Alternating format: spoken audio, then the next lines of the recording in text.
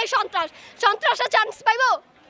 মাত্র বিরিয়ানির লোভে এরা এখানে আসে। এই ছেলেটা পাস করছে, এই ছেলেটা পড়াশোনা করে। আমার বুকের মধ্যে বাড়িটা মারছে বিচের কোনায়। এই যে পুলিশের এখানে আমাকে এই যে এইখানে দাঁড়ায় আমার পায়ের নিচে দুইটা বাড়ি মারছে আঙ্কেল।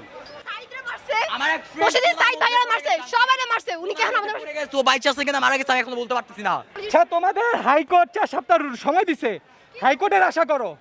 তোমরা কেন সাধারণ জনগণ, বলে আমরা রাজাকার, কিসের রাজাকার আপনারা দেখছেন?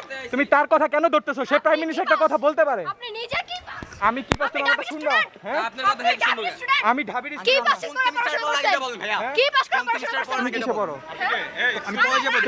ওটা আমার 23 সালের, এটা আমার 23 সালের আইডি কার্ড। আমি ইন্টার তাহলে ফার্স্ট ইয়ারে পড়ি। শুনো, তোমরা হইতাছো পোলা পাইন। শুনো আমার বন্ধু হ্যাঁ, যখন ওখানে আপনি এইগুলাই তো আইনে নামে ওদের পালায় রাখছেন। আমি ওদের সাথে কথা বলতেছি, আমি ওদের মারতে আসি নাই, আমি ওদের সাথে কথা বলতে এটা কিছু করি না। আমার বুকের শোনো। মধ্যে যখন মারছেন তখন কি ভাইয়া, আমার কালকে